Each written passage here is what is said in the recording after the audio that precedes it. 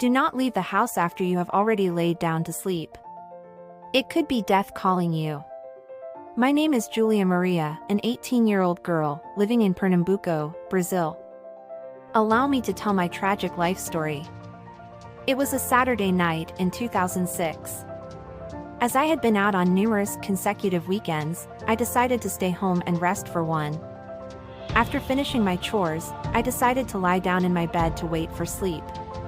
Just as I was about to drift off, I received a call from a friend who invited me to go out.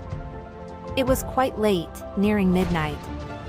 Initially, I declined, but she insisted so much that I agreed to accompany her to a last-minute party at a mutual friend's house.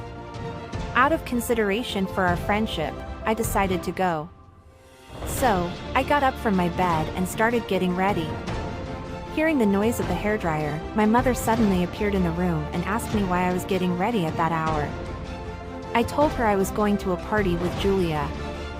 Concerned about the late hour, my mother urged me not to go, explaining that we shouldn't leave the house for trivial reasons once we've laid down to sleep, only if there is something very urgent. I was always quite rebellious, so I said I would go, as I didn't want to let my best friend down. Knowing my friend was about to arrive, I got ready in less than 25 minutes. Shortly afterwards, my friend sent me a message saying that she would be at my house to pick me up in a few minutes. Less than 3 minutes later, I heard a car horn in front of the house and a male voice calling my name. I assumed it was my friend and my friends who had arrived, and so I said goodbye to my mother and told her I was leaving. But when I went outside, it wasn't my friend's car that was there, but an old, vintage car.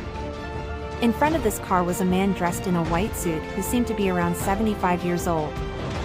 I confess that I was scared as I had never seen this man in my neighborhood before. I quickly decided to return inside the house and wait for my friend there. As I was closing the door, I heard my name again, and when I looked, it was the man in the white suit calling me. Still somewhat frightened, I decided to approach him, as I wanted to know how he knew my name and who he was. As I got closer to this man, I completely lost my voice. Then he turned to me and said, "My daughter, I need to speak with you. It's not your time yet. That's why I want you to stay home, return to your bed, and listen to the advice your mother gave you not to go out and not to attend this party." Just at that moment, I heard my mother's voice coming from the direction of my house's door. When I looked back, she was really there. So, I moved towards her. Getting closer, my mother asked if I had gone mad and why I was standing there talking to myself. I replied that I was not alone and pointed out the man near the old car.